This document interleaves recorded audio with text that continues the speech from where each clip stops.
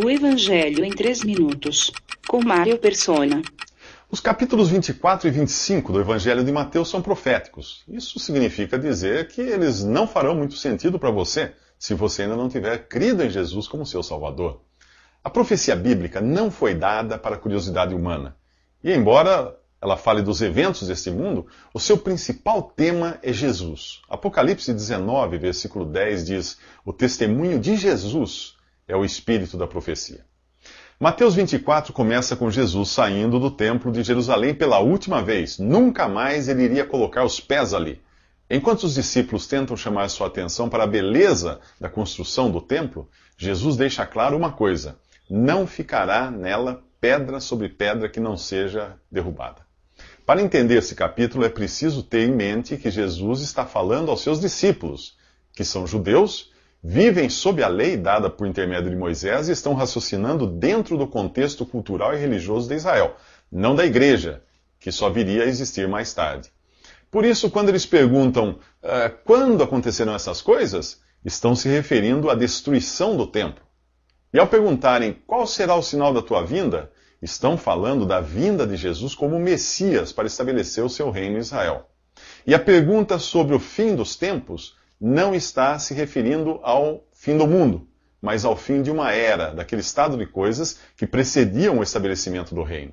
Historicamente, a igreja é uma espécie de parêntese profético, que foi aberto com a rejeição momentânea de Israel. E por isso a profecia bíblica deve ser vista como uma linha contínua do tempo, que sofre uma interrupção que já dura 2000 anos. E depois essa linha é retomada 7 anos antes da vinda de Jesus para reinar sobre Israel. Este capítulo 24 de Mateus fala desses 7 anos. E os discípulos aqui, por serem judeus, são tratados como se eles próprios fossem participar desse período que para nós ainda é futuro. No capítulo 9 do livro do profeta Daniel, aprendemos que após a morte do Messias haveria um período de 7 anos, na metade do qual o anticristo entraria em ação. A primeira metade desses 7 anos, chamados de tribulação, é apresentada nesse capítulo como o início das dores. A segunda metade, chamada de grande tribulação, é um período de sofrimentos jamais vistos nesse mundo. Jesus não responde diretamente à primeira pergunta deles, sobre quando o templo seria destruído, mas nós sabemos hoje que no ano 70, o exército romano incendiou o templo, que era construído de pedras e revestido de madeira e ouro laminado. O fogo derreteu o ouro, que escorreu por entre as pedras das paredes, e não deixou alternativa aos invasores senão desmontar o templo pedra por pedra para raspar o ouro. Essa profecia já se cumpriu. Não ficou pedra sobre pedra.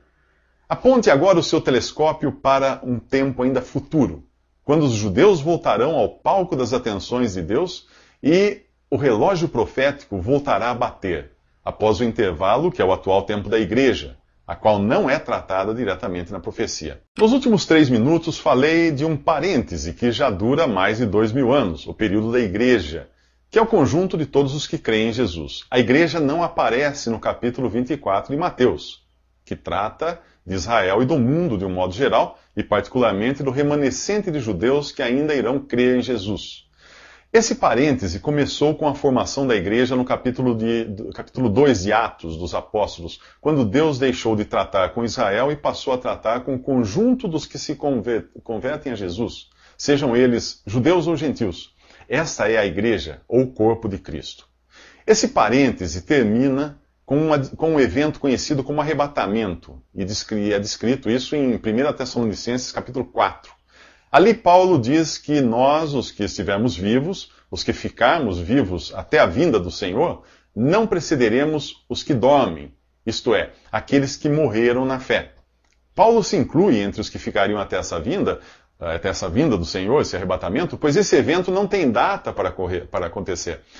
Tanto podia ter ocorrido nos dias do apóstolo, como pode ocorrer daqui a 100 anos. Porém, há indícios de que ele não vai levar 100 anos. Ainda que as profecias bíblicas tratem de Israel e não da igreja, pelo que escreveu o profeta Daniel e por outras passagens, nós sabemos que a vinda de Jesus para estabelecer o seu reino deveria ocorrer 7 anos após sua morte.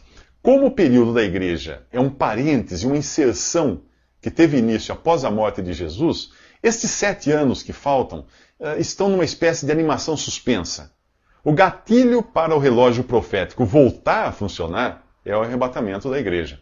Imagine que você viaje para visitar um amigo que mora 7 quilômetros antes da fronteira com a Argentina. Não há qualquer placa na estrada indicando quanto falta para chegar à casa do seu amigo, mas há placas indicando quanto falta para chegar à fronteira. O capítulo 24 de Mateus e outras profecias são as placas ou sinais que indicam quanto falta para chegar à fronteira, para Cristo voltar em glória. 7 anos antes disso, ocorre o arrebatamento. A carta aos Tessalonicenses revela que no arrebatamento o Senhor Jesus descerá do céu, mas sem colocar os pés na terra, como acontecerá 7 anos depois, quando ele vier para reinar. No arrebatamento, ele vem só até as nuvens, e os que morreram na fé ressuscitarão primeiro. Em seguida, os vivos que creem em Jesus terão seus corpos transformados e serão arrebatados para encontrar o Senhor nos ares. Nada disso será visto pelos incrédulos, como aconteceu com Jesus, que foi visto por mais de 500 discípulos depois de ressuscitado, mas por nenhum incrédulo. 2 classes de pessoas serão deixadas para trás nesse mundo, no arrebatamento. Os que ouviram o Evangelho e não creram em Jesus, incluindo aí os que creem só da boca para fora, e aqueles que nunca foram evangelizados. Os primeiros jamais terão outra chance, apesar de muitos continuarem frequentando seus templos e serviços religiosos. Do outro grupo, dos que nunca foram evangelizados, muitos se converterão a Jesus liderados por um remanescente de judeus convertidos e fiéis. É a eles que Jesus dirige o seu discurso do capítulo 24 de Mateus. No capítulo 24 de Mateus, Jesus explica aos judeus fiéis como serão os 7 anos da tribulação que precede sua vinda para reinar neste mundo. O princípio das dores, ou a primeira metade dos 7 anos, será caracterizado por muitos que afirmarão ser o Cristo, o Messias esperado, enganando muita gente. Jesus fala também de guerras, fomes e terremotos como característica do início das dores.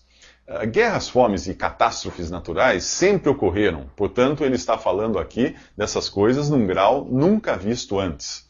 Em seguida ele fala aos seus discípulos que eles serão perseguidos, mortos e odiados por todos. Apesar de vermos isso também na história da igreja, ele está falando do que ocorrerá àqueles que se converterem durante os 7 anos de tribulação que ainda estão por vir, principalmente dentre os judeus. Então vem uma frase que costuma ser mal interpretada por muitos cristãos. Aquele que perseverar até o fim será salvo.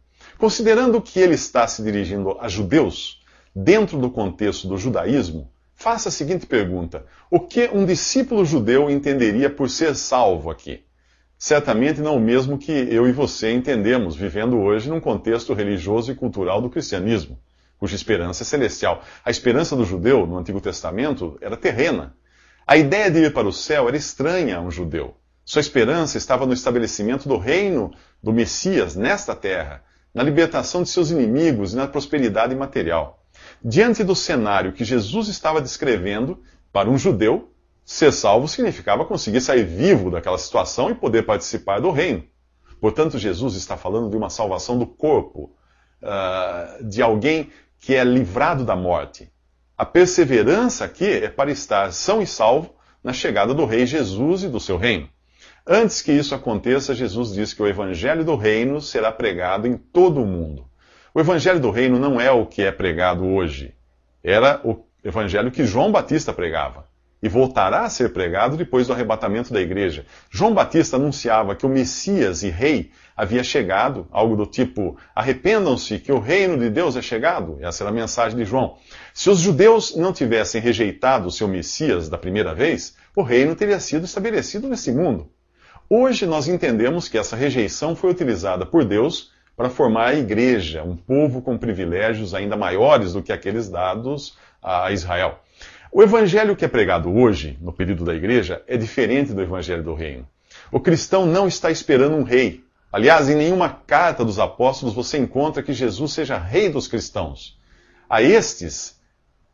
Aos cristãos é prometido que irão reinar sobre a terra com Jesus, o rei que é aguardado por Israel. O evangelho pregado hoje é o evangelho da graça de Deus e ainda não alcançou todo mundo como o evangelho do reino alcançará. A mensagem não é mais arrependam-se que o reino de Deus é chegado, como era no Evangelho do Reino, mas a mensagem hoje é creia no Senhor Jesus e você será salvo. Você já creu?